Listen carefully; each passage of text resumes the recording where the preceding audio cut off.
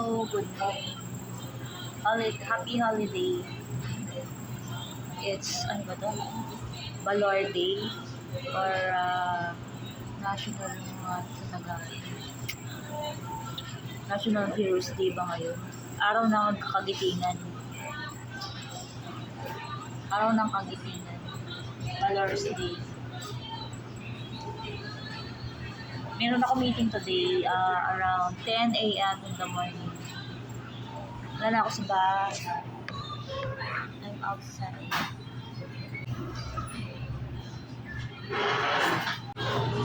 Hindi ko alam kung anong kakainin ko kasi kakakain ko lang. Kasi meron na ako meeting. Siguro magdi-drinks na lang ako. Hindi na ako nagko-coffee. Moderate na lang. So, ayun. Kaya hindi ako tumatambay sa Starbucks kasi parang brownies at cake lang ang gusto ko doon. Coffee, hindi masyado. Hindi ako masyado sa coffee. Actually, nagpapahaba ako ng buhok, guys. Mahaba na nga. Kasi pinapantay ko siya. Yung mga patay na buhok, natanggal na. Wala na. So, ito na yung natural hair ko. Pahabain ko siya hanggang dito. Huwag mo siya na maiksi. Tama yung corporate, straight hair. So yun, meron pa akong 25 minutes to go before yung meeting ko. Inaantay ko lang. Mag-avail na kayo ng plan. Life plan or insurance. Meron din ako insurance.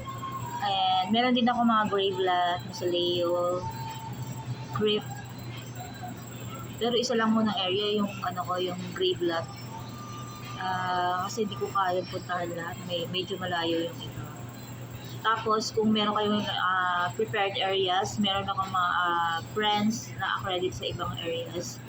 So pwede ko kayo i-refer, halimbawa kung gusto niyo ng area ng Rizal, North Province, South Province. Pero ako Manila kasi. Manila ako kaya hindi muna ako lalabas. So, yung akin, Manila lang. Manila areas. Pero yung mga gusto ko ilibing dito sa Manila areas from the province, pwede naman. It's Himlayang Pilipino. I'm accredited already to that grave, Masalayo, Memorial Lot, and may mga apartments din. So, yun. And then, siyempre, kailangan na life plans. Life plans, pre-need. Kasi sa condominium ba, diba, pre-selling. Ito, pre-need. Yung hindi mo pa kailangan, pero nag-i-invest ka na. Kasi pag at need, sobrang mahal. Parang condo rin. Diba pag RF, already for occupancy, sobrang mahal. Ganun din siya.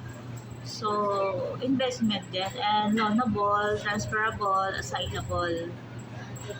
Hindi ako naka-uniform kasi nga may meeting lang ako today. So, marami akong pupuntahan. So, alam mo naman ako gala kahit noon.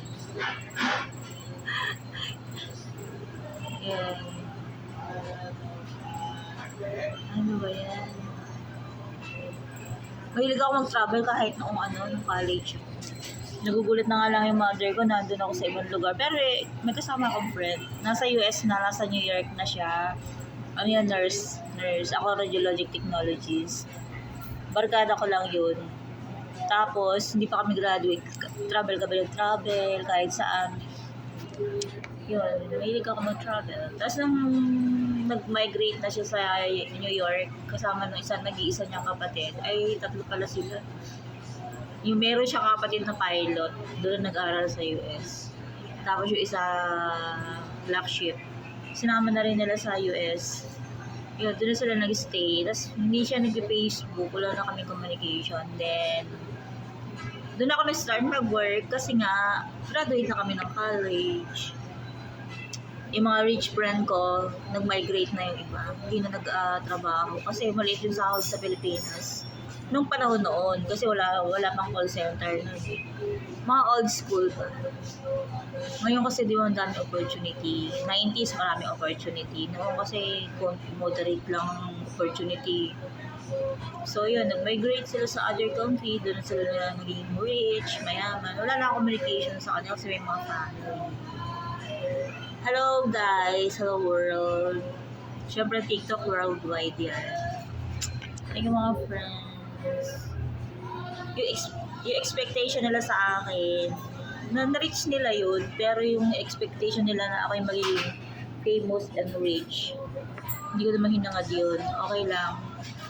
From well off na nag-stand alone, nag-graduate, yun, nag-work, nag-employed, yun lang.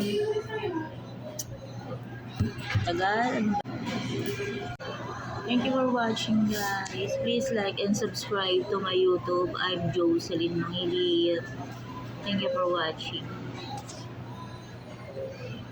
Yan na. 20 minutes na. Yan na yan.